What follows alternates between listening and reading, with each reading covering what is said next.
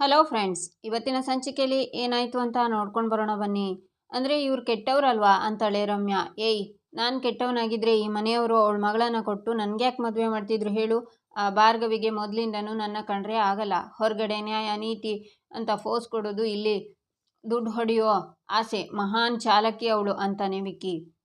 ಈಗ ನನ್ನ ಮಗನೇ ನನ್ನ ವಿರುದ್ಧ ನಿಲ್ಲೋ ಹಾಗೆ ಮಾಡಿಲ್ವಾ ಹಾಗೆ ಅಂತಾರೆ ಜೆ.ಪಿ. ಸಂಧ್ಯಾ ಅವರೇ, ನೀವು ಹೇಳೋ ಸಾಕ್ಷಿಯಿಂದ ನಮ್ಮೆಲ್ಲರ ಜೀವನನೂ ಸರಿ ಹೋಗುತ್ತೆ. ಡ್ಯಾಡ್ ಸೆಂಟ್ರಲ್ ಮಿನಿಸ್ಟರ್ ಆಗ್ತಾರೆ, ನೀವೆಷ್ಟು ಕೇಳಿದ್ರು ಕೊಡ್ತೀವಿ. ನಾಳೆ ನಮ್ಮ ಪರವಾಗಿ ಸಾಕ್ಷಿ ಹೇಳಿ ಪುಣ್ಯ ಕಟ್ಕೋ ಅಂತಾನೆ ವಿಕ್ಕಿ. ವಿಕ್ಕಿ, ಇದೇನು ಹೀಗೆ ಹೇಳ್ತಿದ್ಯಾ? ಸಂಧ್ಯಾ ದುಡ್ಡಿಗೋಸ್ಕರ ಬಂದವಳಲ್ಲ. ಅವಳಿಗೆ ಈಗ ಯಾರು ಒಳ್ಳೆಯವರು ಯಾರು ಕೆಟ್ಟವರು ಅನ್ನೋದು ಚೆನ್ನಾಗಿ ಅರ್ಥ ಆಗಿದೆ. ನಾವು ಹೇಳೋ ಮಾತನ್ನು ತುಂಬ ಅರ್ಥ ಮಾಡ್ಕೋತಾಳೆ. ಜಾಣೆ ಹುಡುಗಿ ಅವಳು ಅಲ್ವಾ ಸಂಧ್ಯಾ ಅಂತಾಳೆ ಬೃಂದಾ. ಗುಡ್, ನಾಳೆ ಇವಳನ್ನು ಕೋರ್ಟ್ಗೆ ಕರ್ಕೊಂಡು ಹೋಗೋಕೆ ರೆಡಿ ಮಾಡು ಅಂತಾರೆ ಜೆ.ಪಿ. ಹೋಗ್ತಾರೆ. ವಿಕ್ಕಿನೂ ಹೋಗ್ತಾನೆ. ಆಗ ಬೃಂದಾ, ನೋಡಿದ್ಯಾ, ನಿನ್ನ ಬಗ್ಗೆ ಚಾಡಿ ಹೇಳಿ ನಿನ್ನನ್ನು ಬಯಸ್ಬೋದಿತ್ತು, ಆದರೆ ನಾನು ಯಾಕೆ ಹಾಗೆ ಮಾಡಲಿಲ್ಲ ಹೇಳು ಅಂತಾಳೆ ಬೃಂದಾ. ಯಾಕೆ ಅಂತಾಳೆ ಸಂಧ್ಯಾ. ನೀನು ನನ್ನ ತಂಗಿ ಥರ ಸಂಧ್ಯಾ, ಏನೋ ಕೋಪದಲ್ಲಿ ಬೈತೀನಿ, ಹಾಗೆ ಟೈಮ್ ಬಂದಾಗ ಸಪೋರ್ಟ್ ಕೂಡ ಮಾಡ್ತೀನಿ. ನನಗೆ ನಾನು ಚೆನ್ನಾಗಿರಬೇಕು, ಹಾಗೆ ನೀನು ಚೆನ್ನಾಗಿರಬೇಕು. ಯೋಚನೆ ಮಾಡಬೇಡ, ನಾಳೆ ಕೇಸ್ ಮುಗಿತಾ ಇದ್ದ ಹಾಗೆ ಕೈ ತುಂಬ ದುಡ್ಡು ಕೊಡ್ತೀನಿ. ಯಾವುದೇ ಕಾರಣಕ್ಕೂ ಆ ಭಾರ್ಗವಿ ಮಾತಿಗೆ ಸೊಪ್ಪು ಹಾಕಬೇಡ, ಅರ್ಥ ಆಯ್ತಾ ಅಂತ ಬೃಂದಾ ಹೋಗ್ತಾಳೆ. ಈಚೆ ಸಿತಾರ ಅರ್ಜುನ್ ಹತ್ರ, ಏನಪ್ಪ ನನ್ನ ಹತ್ರ ಮಾತಾಡೋಕ್ಕೂ ಇಷ್ಟ ಇಲ್ವಾ ನಿನಗೆ ಅಂತಾರೆ. ಹಾಗೇನಿಲ್ಲ ಆಂಟಿ, ಕೇಸ್ ನಡೀತಿದೆ ಅಲ್ವಾ, ಅಪೋಸಿಷನ್ ಪಾರ್ಟಿ ಹತ್ರ ಹೆಚ್ಚಿನ ಮಾತುಕತೆ ಬೇಡ ಅಂತ ಸುಮ್ಮನೆ ಇದ್ದೀನಿ ಅಂತಾನೆ ಅರ್ಜುನ್. ಅಂದರೆ ನೀನು ನಮ್ಮ ಎದುರಾಳಿ ಅಂತ ನಿರ್ಧಾರ ಮಾಡಿಬಿಟ್ಯಾ ಅಂತಾರೆ ಸಿತಾರ. ಇದರಲ್ಲಿ ನಿರ್ಧಾರ ಮಾಡೋದೇನಿದೆ, ನ್ಯಾಯ ಕೊಡಿಸೋದು ನಮ್ಮ ಉದ್ದೇಶ ಅಷ್ಟೇ, ಅದೇ ಸತ್ಯ. ನ್ಯಾಯ ನಮ್ಮನ್ನು ಬೇರೆ ಬೇರೆ ಕಡೆ ನಿಲ್ಲಿಸಿದೆ ಅಂತಾನೆ ಅರ್ಜುನ್. ಹಾಗಿದ್ರೆ ತಪ್ಪಿನ ಕಡೆ ನಿಂತಿರೋ ನೀನು ಅದನ್ನು ಮೊದಲು ಅರ್ಥ ಮಾಡ್ಕೊ ಅಂತಾರೆ ಸಿತಾರ. ಯಾವುದು ಸರಿ ಯಾವುದು ತಪ್ಪು ಅನ್ನೋದನ್ನು ಕೋರ್ಟ್ ನಿರ್ಧಾರ ಮಾಡುತ್ತೆ, ನೀವು ಚಿಂತೆ ಮಾಡಬೇಡಿ ಅಂತಾನೆ ಅರ್ಜುನ್. ಓಹೋ, ನಿನ್ನ ಹೆಂಡತಿ ಬಹಳ ಚೆನ್ನಾಗಿ ತರಬೇತಿ ಕೊಟ್ಟಿದ್ದಾಳೆ ಅಲ್ಲ ಅರ್ಜುನ್. ಮೊದಲು ನನ್ನ ಮಗಳಿಗೆ ಮೋಸ ಮಾಡಿದೆ, ಆ ಭಾರ್ಗವಿನ ಮನೆಗೆ ಕರ್ಕೊಂಡು ಬಂದು ನಿನ್ನ ತಂದೆಗೂ ಮೋಸ ಮಾಡಿದೆ.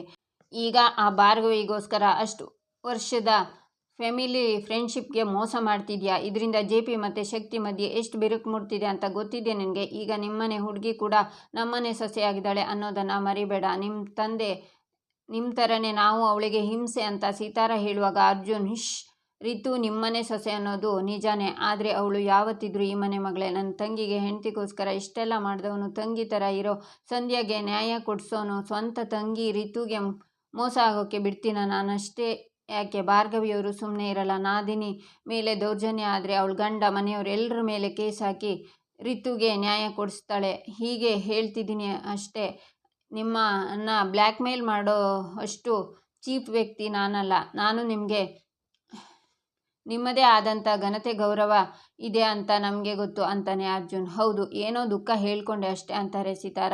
ನಿಮ್ಮ ದುಃಖ ಅರ್ಥ ಆಯಿತು, ಆದರೆ ಏನು ಮಾಡೋದು, ನನ್ನ ಕೈನಲ್ಲಿ ಏನೂ ಇಲ್ಲ. ಕೋರ್ಟ್ ನಿರ್ಧಾರ ಕೋರ್ಟ್ಗೆ ಬಿಟ್ಟಿದ್ದು, ಕೋರ್ಟಲ್ಲಿ ನೋಡ್ಕೊಳ್ಳೋಣ ಅಂತ ಅರ್ಜುನ್ ಹೋಗ್ತಾನೆ. ಎಂಥ ಹತೆ ಆಯಿತು ಅಂತಾರೆ ಸಿತಾರ.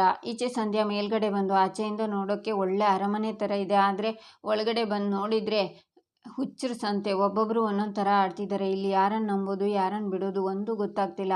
ಬೃಂದಕ್ಕ ಯಾವುದೋ ಒಳ್ಳೆ ಕೆಲಸಕ್ಕೆ ಯಾರಿಗೋ ಆಗಿರೋ ಮೋಸ ಸರಿ ಮಾಡೋದಕ್ಕೆ ನನಗೆ ಅವ್ರ ಹತ್ರ ಬರೋಕ್ಕೆ ಹೇಳಿದರು, ಆದರೆ ಇವಾಗ ಅವ್ರು ಹೇಳ್ತಿರೋದು ನಿಜಾನ ಸುಳ್ಳು ಅನ್ನೋದೇ ಗೊತ್ತಾಗ್ತಿಲ್ಲ. ಭಯ ಆಗ್ತಿದೆಯಲ್ಲ, ಕೇಸು ದುಡ್ಡಿಂದ ನನಗೇನೋ ಸಹಾಯ ಆಗುತ್ತೆ ಅಂತ ಅಂದ್ಕೊಂಡು ಬಂದೆ, ಆದರೆ ಈಗ ಅದು ಯಾವುದೋ ಮಾಯಾಲೋಕದಲ್ಲಿ ಕಳೆದು ಹೋಗಿದ್ದೀನಲ್ಲಪ್ಪ. ಛೇ, ಇಲ್ಲಿಂದ ತಪ್ಪಿಸ್ಕೊಂಡು ಹೋಗೋದು ಹೇಗೆ ಅನ್ನೋದೇ ಗೊತ್ತಾಗ್ತಿಲ್ಲ ಅಂತ ಯೋಚನೆ ಮಾಡುವಾಗ ಶಕುಂತಲ ಬಂದು, ಸಂಧ್ಯಾ, ನಾಳೆನೇ ಹಿಯರಿಂಗ್ ಇದೆ, ನಮ್ಮ ಭಾರ್ಗವಿನ ಸೋಲ್ಸೋಕ್ಕೆ ತಯಾರಾಗಿದೆಯಾ? ನಿನ್ನನ್ನು ನೋಡಿದರೆ ವಿಚಿತ್ರ ಅನ್ನಿಸ್ತಿದೆ. ನಮ್ಮನೆ ಹುಡುಗಿ ಥರ, ನಮ್ಮ ಸ್ವಂತ ಮೊಮ್ಮಗಳ ಥರ ಇದ್ದವಳು ನೀನು. ನಿನ್ನ ದುಃಖನ ನನ್ನ ಹತ್ರ ಹೇಳಿ ನಿನ್ನ ಮನಸ್ಸನ್ನು ಹಗುರ ಮಾಡ್ಕೊತಿದ್ದೆ ಅಂತ ಹೇಳುವಾಗ ಸಂಧ್ಯಾ ಅಲ್ಲಿಂದ ಹೊರಡ್ತಾಳೆ. ಸಂಧ್ಯಾ, ಈಗ ನಾನು ಆಡ್ತಾ ಇರೋ ಮಾತಿಂದ ತಪ್ಪಿಸ್ಕೊಂಡು ಹೋಗೋಕ್ಕೆ ನೋಡ್ತಿದ್ಯಾ ಅಂತಾರೆ ಶಕುಂತಲ. ಅಜ್ಜಿ, ನಾನು ನಿಮ್ಮ ಹತ್ರ ಏನೋ ಕೇಳ್ತೀನಿ, ಅದಕ್ಕೆ ಉತ್ತರ ಕೊಡ್ತೀರಾ ಅಂತಾಳೆ ಸಂಧ್ಯಾ. ಹೇಳಮ್ಮ ಅಂತಾರೆ ಶಕುಂತಲ. ಅದು ನನಗೆ ತಲೆ ಪೆಟ್ಟು ಬಿದ್ದಾಗಿನಿಂದ ಹಳೇದೆಲ್ಲ ಮರ್ತೋಗ್ಬಿಟ್ಟಿದೆ. ಇವಾಗ ಬೃಂದಕ್ಕ ಜೆ.ಪಿ. ಸರ್ ಏನು ಹೇಳಿದ್ದಾರೆ ಅದಷ್ಟೇ ಗೊತ್ತು. ಜೆ.ಪಿ. ಸರ್ ಹೇಳ್ತಾ ಇರೋ ಸತ್ಯ, ನೀವೆಲ್ಲ ಮಾತಾಡುವಾಗ ಸತ್ಯ ಬೇರೆಯೇ ಇದೆ ಅಂತ ನನಗನ್ನಿಸ್ತಿತ್ತು. ಅದೇನು ಅಂತ ನೀವು ನನಗೆ ಹೇಳ್ತೀರಾ ಅಂತಾಳೆ ಸಂಧ್ಯಾ. ಖಂಡಿತ ಹೇಳ್ತೀನಿ. ಇದೆಲ್ಲ ಶುರುವಾಗಿದ್ದು ಆ ವಿಕ್ಕಿ ಮಾಡಿದ ತಪ್ಪಿಂದ ಅಂತಾರೆ ಶಕುಂತಲ. ಅವ್ರು ಏನು ಮಾಡಿದ್ರು ಅಂತಾಳೆ ಸಂಧ್ಯಾ. ನಿನ್ನನ್ನು ಕೆಟ್ಟ ದೃಷ್ಟಿಯಲ್ಲಿ ನೋಡಿ ಚುಡಾಯಿಸ್ತಿದ್ದ, ಆಗ ನಿನ್ನನ್ನು ಕಾಪಾಡಿದವಳು ಭಾರ್ಗವಿ ಅಂತಾರೆ ಶಕುಂತಲ. ಆಮೇಲೇನಾಯ್ತಜ್ಜಿ ಅಂತಾಳೆ ಸಂಧ್ಯಾ. ವಿಕ್ಕಿ ನಿನಗೆ ಲೈಂಗಿಕ ಕಿರುಕುಳ ಕೊಟ್ಟಿದ್ದ, ದಿನದಿಂದ ದಿನಕ್ಕೆ ನಿನ್ನ ಮೇಲೆ ಅತ್ಯಾಚಾರ ಆಗಿ ತೀರ್ಕೊಂಡೆ ಅನ್ನೋ ಸುದ್ದಿ ಬರೋವರೆಗೂ ನಿನ್ನ ಪ್ರತಿ ಹೆಜ್ಜೆಯಲ್ಲೂ ಅವಧಿಯಲ್ಲೂ ಭಾರ್ಗವಿ ನಿನ್ನ ಜೊತೆಗಿದ್ಲು.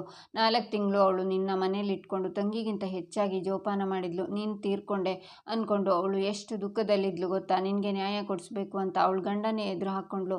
ಮನೆಯವರನ್ನು ದೂರ ಮಾಡಿಕೊಂಡು ನಿನಗೋಸ್ಕರ ಹೋರಾಡಿದ್ಲು. ಆದರೆ ಕೊನೆಯಲ್ಲಿ ನೀನು ಬಂದ್ಬಿಟ್ಟು ಅವಳ ಬಗ್ಗೆನೇ ತಪ್ಪಾಗಿ ಮಾತಾಡ್ಬಿಟ್ಟಿಯಲ್ಲೇ ಸಂಧ್ಯಾ. ನೀನು ಮಾಡಿರೋದು ನಿನಗಾದ್ರೂ ಸರಿ ಅನಿಸ್ತಿದ್ಯಾ? ಅದೇನೋ ಕೋಮ ಅಂತೆ, ಮರೆಯುವಂತೆ. ಇದೆಲ್ಲ ನನ್ನ ಕೈಲಿ ಮರೆಯೋಕ್ಕೆ ಸಾಧ್ಯ ಆಗ್ತಿಲ್ಲ. ಸರಿ ತಪ್ಪು ಯಾವುದು ಅಂತ, ನಿನಗಾಗಿರೋ ಅನ್ಯಾಯ ಏನು ಅಂತ ನಿನಗೆ ಚೆನ್ನಾಗಿ ಗೊತ್ತು. ನೀನು ಭಾರ್ಗವಿಗೆ ಮಾತ್ರ ಮೋಸ ಮಾಡ್ತಿಲ್ಲ, ನೀನೇ ಮೋಸ ಮಾಡ್ತಿದ್ಯಾ. ಮುಂದೇನು ಮಾಡಬೇಕು ಅಂತ ನೀನೇ ಯೋಚನೆ ಮಾಡು. ಒಂದಂತೂ ನಿಜ ಸಂಧ್ಯಾ, ಸತ್ಯನ ಯಾರಿಂದಲೂ ಮುಚ್ಚಿಡೋದಕ್ಕಾಗಲ್ಲ. ನಾಳೆ ಎಲ್ಲ ವಿಷಯನೂ ಬಯಲಾಗುತ್ತೆ ಅಂತಾರೆ ಶಕುಂತಲಾ. ಆಗ ರಮ್ಯಾ ಗಾಬರಿನಲ್ಲಿ ಅಲ್ಲಿಂದ ಹೋಗ್ತಾಳೆ. ಈಚೆ ಡೈನಿಂಗ್ ಟೇಬಲ್ ಹತ್ರ ಸಿತಾರಾ ಮತ್ತು ಜೆ.ಪಿ ಊಟ ಕೂತಿರ್ತಾರೆ. ಬೃಂದಾ ಬಡಿಸೋಕೆ ನಿಂತಿರ್ತಾಳೆ. ನೀನು ಕೂತ್ಕೋ ಬೃಂದಾ, ಒಟ್ಟಿಗೆ ಊಟ ಮಾಡೋಣ ಅಂತಾರೆ ಜೆ.ಪಿ. ಬೃಂದನೂ ಕೂತ್ಕೋತಾಳೆ. ಜೆ.ಪಿ, ನಿನ್ನ ಮಗ ಯಾರ ಮಾತಿಗೂ ಬಗ್ಗೋ ಥರ ಕಾಣಿಸ್ತಿಲ್ಲ. ನಾಳೆ ಕೇಸು ನಮ್ಮಂತೆ ಆಗದೆ ಹೋದರೆ ನಮ್ಮನೆಯವರಿಗೆ ತುಂಬ ಆಘಾತ ಆಗುತ್ತೆ ಜೆ.ಪಿ. ಈಗಾಗಲೂ ಹೈಕಮಾಂಡಿಂದ ಅವರಿಗೆ ಫೋನ್ ಮೇಲೆ ಫೋನ್ ಬರ್ತಾ ಇದೆ. ಉತ್ತರ ಕೊಟ್ಟು ಕೊಟ್ಟು ಸಾಕಾಗೋಗಿದೆ ಅಂತಿದ್ರು. ಕೇಸ್ ಗೆಲ್ಲದೆ ಹೋದರೆ ಎಲ್ಲ ಮುಗ್ದೋಗುತ್ತೆ ಜೆ.ಪಿ ಅಂತಾರೆ ಸಿತಾರಾ. ಭಾರ್ಗವಿ ಕಡೆ ಯಾವುದೇ ಸಾಕ್ಷಿ ಇರ್ಬೋದು, ನನ್ನ ಮಗ ಯಾರ ಕಡೆನಾದರೂ ಇರ್ಬೋದು, ಆದರೆ ನಮ್ಮ ಹತ್ರ ಸಂಧ್ಯಾ ಇದ್ದಾಳೆ. ಈ ಕೇಸ್ ನಿಂತಿರೋದು ಅವಳ ಮೇಲೆ. ಜೀವಂತ ಸಾಕ್ಷಿನೇ ಇದ್ದಾಗ ಉಳಿದಿದ್ದೆಲ್ಲ ಗೌಣ. ನೀವೇನೂ ಯೋಚನೆ ಮಾಡಬೇಡಿ. ನಿಮ್ಮ ಮಗನ ಬಚಾವ್ ಮಾಡೋದು ನಮ್ಮ ಜವಾಬ್ದಾರಿ ಅಂತಾರೆ ಜೆ.ಪಿ. ಆಗ ಭಾರ್ಗವಿ ಬಂದು ಕೂತ್ಕೊಂಡು ಊಟನ ಬಡಿಸ್ಕೋತಾಳೆ. ಎಲ್ಲರೂ ಅವಳನ್ನೇ ನೋಡ್ತಿರ್ತಾರೆ. ಸಾಂಬಾರ್ ಕೊಡೆ ಅಂತ ಭಾರ್ಗವಿ ಸಾಂಬಾರನ್ನ ಹಾಕೋತಾಳೆ. ಆಗ ಸಿತಾರಾ, ನೀನ್ಯಾಕೆ ಬಂದೆ ಇಲ್ಲಿಗೆ ಅಂತಾರೆ. ನಮ್ಮನೇಲಿ ಊಟ ಮಾಡೋ ಜಾಗ ಇದೆ ಅಲ್ವಾ ಮಾವ, ಅಲ್ವಾ ಬೃಂದಾ, ಅದಕ್ಕೆ ಬಂದೆ. ನಿಮ್ಮ ಹತ್ರನೂ ನೀನ್ಯಾಕೆ ಬಂದೆ ಅಂತ ಕೇಳ್ಬೋದಿತ್ತು, ಆದರೆ ಏನು ಮಾಡಲಿ, ಊಟಕ್ಕೆ ಕೂತಿರೋ ಅತಿಥಿಗಳಿಗೆ ಅವಮಾನ ಮಾಡೋ ಜಾಯಮಾನ ನಮ್ದಲ್ಲ. ಊಟ ಮಾಡಿ ಆರಾಮಾಗಿ ಊಟ ಮಾಡಿ ಅಂತಾಳೆ ಭಾರ್ಗವಿ. ನೆಮ್ಮದಿಯಾಗಿ ಊಟ ಮಾಡೋದಕ್ಕಾದ್ರೂ ಬಿಡೆ ಅಂತಾಳೆ ಬೃಂದಾ. ಆರಾಮಾಗಿ ಊಟ ಮಾಡಿ, ನಿಮ್ಮ ತಟ್ಟೆಲಿರೋದನ್ನು ಕಿತ್ಕೊಳ್ಳೋಕ್ಕೆ ಒಳ್ಳೋ ಬುದ್ಧಿ ಅಂತೂ ನನಗಿಲ್ಲ. ಹೋಗು, ಎಲ್ಲರೂ ಸೇರಿದ್ದೀವಿ, ಅಂತಿಮ ಭೋಜನ ಅಂದ್ಕೊಂಡು ಎಲ್ರಿಗೂ ಒಟ್ಟಿಗೆ ಊಟ ಮಾಡೋಣ. ಹೇಗಿದ್ರೂ ನಾಳೆ ಈ ಟೇಬಲಲ್ಲಿ ಒಬ್ಬರು ಖಾಲಿ ಆಗ್ತಿದ್ದಾರಲ್ಲ ಮೇಡಮ್, ನೀವೇನು ಸಂಕೋಚ ಪಟ್ಕೋಬೇಡಿ, ಆರಾಮಾಗಿ ಊಟ ಮಾಡಿ. ನಾಳೆಯಿಂದ ಪಾಪ ಉಪ್ಪು ಖಾರ ಇಲ್ಲದೆ ಇರೋ ಜೈಲೂಟ ತಿನ್ಬೇಕಲ್ವಾ, ಪಾಪ ನಿಮಗೆ ಸೆಟ್ ಆಗುತ್ತೋ ಇಲ್ವೋ ಅಂತಾಳೆ ಭಾರ್ಗವಿ. ಅತಿಯಾಯಿತು ನಿಂದು ಅಂತಾರೆ ಸಿತಾರಾ.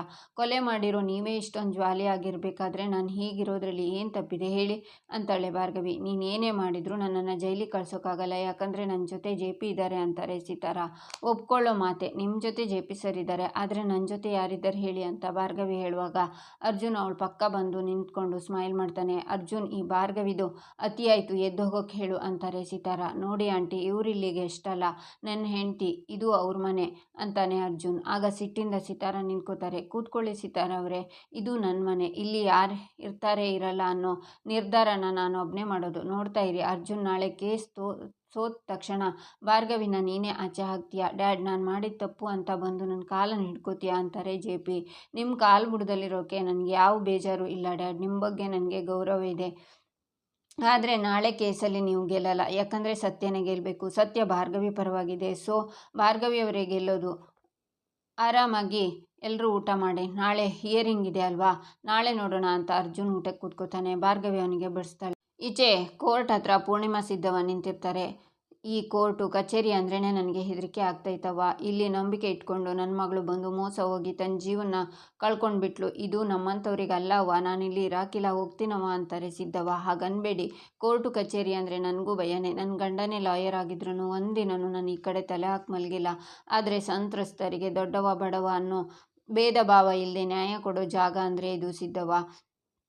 ಕೆಲವರು ಅದನ್ನು ದುರುಪಯೋಗ ಪಡಿಸ್ಕೋತಾರೆ. ಎಲ್ಲದಕ್ಕೂ ಕೊನೆ ಅಂತ ಇರುತ್ತಲ್ವ, ಆ ದಿನ ಇವತ್ತೇ ಸಿದ್ದವ್ವ. ನೋಡ್ತಾ ಇರು, ಇವತ್ತು ನಮ್ಮ ಸಂಧ್ಯಂಗೆ ನ್ಯಾಯ ಸಿಕ್ಕೇ ಸಿಗುತ್ತೆ. ನನ್ನ ಮಗಳ ಮೇಲೆ ನನಗೆ ನಂಬಿಕೆ ಇದೆ ಅಂತಾರೆ ಪೂರ್ಣಿಮಾ. ಈಚೆ ಶಕ್ತಿ ಪ್ರಸಾದ್ ಫೋನಲ್ಲಿ, ಜೆ.ಪಿ ಎಲ್ಲಿದೆಯಾ, ನಾನು ಆಗಲೇ ಕೋರ್ಟ್ಗೆ ಬಂದಾಯಿತು, ಕೋರ್ಟ್ ಸ್ಟಾರ್ಟ್ ಆಗೋ ಟೈಮ್ ಆಯಿತು ಜೆ.ಪಿ. ಈ ಕೇಸು ನನ್ನ ಕುಟುಂಬದ ಮರ್ಯಾದೆ ಪ್ರಶ್ನೆ. ಇವತ್ತು ಏನೇ ಆದರೂ ಕೋರ್ಟಿನ ಜಂಜಾಟದಿಂದ ನನಗೆ ಮುಕ್ತಿ ಸಿಗಲೇಬೇಕು. ಏನೇ ಆದರೂ ನಾನಿನ್ನು ಈ ಕೋರ್ಟ್ ಮುಂದೆ ಬರಬಾರ್ದು, ದಯವಿಟ್ಟು ನನ್ನ ಗೆಲ್ಸ್ಕೊಡು ಶಿವ ಅಂತಾರೆ. ನಮ್ಮ ಕಡೆಯಿಂದ ಎಲ್ಲ ಸಿದ್ಧತೆಗಳು ಆಗಿದೆ ಶಕ್ತಿ, ಸಂಧ್ಯಾನೇ ಏನೂ ಆಗಲ್ಲ ಅಂತ ಹೇಳಿದ ಮೇಲೆ ಭಾರ್ಗವಿ ಏನು ಮಾಡೋಕ್ಕಾಗುತ್ತೆ, ನಾನು ಎಲ್ಲ ಹೇಳ್ಕೊಟ್ಟಿದ್ದೀನಿ, ತಲೆ ಕೆಡಿಸ್ಕೋಬೇಡ ಅಂತಾರೆ ಜೆ.ಪಿ. ಆ ಹುಡುಗಿ ನಿಭಾಯಿಸ್ತಾಳೆ ಅಂತೀಯ ಅಂತಾರೆ ಶಕ್ತಿ. ಖಂಡಿತ ನಿಭಾಯಿಸ್ತಾಳೆ. ಅವಳನ್ನು ಕರ್ಕೊಂಡು ಬಂದಿರೋದು ಯಾರು ಹೇಳು, ಬೃಂದಾ. ಮನೇಲಿ ಅಚ್ಚುಕಟ್ಟಾಗಿ ಅವಳಿಗೆ ಟ್ರೈನಿಂಗ್ ಮಾಡಿದ್ದಾಳೆ ಅಂತಾರೆ ಜೆ.ಪಿ. ನಿನ್ನ ಮಗ ಉಲ್ಟಾ ಹೊಡೆದಿದ್ದಾನಲ್ಲಪ್ಪ, ಅವನಿಂದ ತೊಂದರೆ ಆಗಲ್ವಾ ಅಂತಾರೆ ಶಕ್ತಿ. ನಮ್ಮನ್ನು ಸೋಲ್ಸೋಕ್ಕೆ ಪ್ರಯತ್ನ ಪಡ್ತಾನೆ. ಭಾರ್ಗವಿನೂ ಅದೇ ನಂಬಿಕೆಯಲ್ಲಿ ಇರ್ತಾಳೆ ಪಾಪ. ಅವಳ ಕಡೆ ಇರೋದು ಅರ್ಜುನ್, ಆದರೆ ನಿನ್ನ ಕಡೆ ಇರೋದು ಅವರ ಅಪ್ಪ JP. ಕೇಸ್ ಮುಗಿತಾ ಇದ್ದಂಗೆ ಅವನೇ ಓಡ್ ಬಂದು ನಮ್ಮ ಕಡೆ ಸೇರ್ಕೋತಾನೆ, ನೋಡ್ತಿರು ಅಂತಾರೆ JP. ನನ್ನ ಕುಟುಂಬಕ್ಕೆ ಏನು ತೊಂದರೆ ಆಗಬಾರ್ದು, ಅಷ್ಟು ಮಾಡು ಶಿವ ಅಂತ ಕಾಲ್ ಕಟ್ ಮಾಡಿ ಶಕ್ತಿ ಹೆಂಡತಿ ಜೊತೆ ಬರುವಾಗ ಸಿದ್ದವ್ವ ಹೆದರ್ಕೊಂಡು ಆಚೆ ಮುಖ ಮಾಡ್ತಾರೆ. ಇವರನ್ನ ನೋಡಿ ಹೆದರ್ಕೋತಿದ್ಯಾ ಸಿದ್ದವ್ವ? ಏನೂ ಮಾಡೋಕ್ಕಾಗಲ್ಲ ಇವರಿಂದ.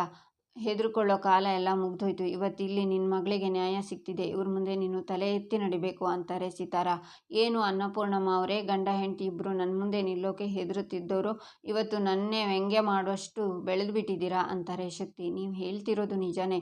ಒಂದು ಕಾಲದಲ್ಲಿ ನಿಮ್ಮನ್ನು ನೋಡಿದರೆ ತುಂಬ ಭಯ ಆಗ್ತಿತ್ತು. ಆದರೆ ಈಗ ನೀವೆಲ್ಲ ಒಂದು ಎಕಶ್ಚಿತ್ ಕ್ರಿಮಿನಲ್ ಅನ್ನೋದನ್ನು ನನ್ನ ಮಗಳು ನನಗೆ ಅರ್ಥ ಮಾಡಿಸಿದಾಳೆ. ಬೊಗಳೋ ನಾಯಿಯಿಂದ ದೇವಲೋಕ ಹಾಳಾಗಲ್ಲ ಅನ್ನೋದು ನನಗೆ ಚೆನ್ನಾಗಿ ಅರ್ಥ ಆಗಿದೆ ಅಂತಾರೆ ಪೂರ್ಣಿಮಾ.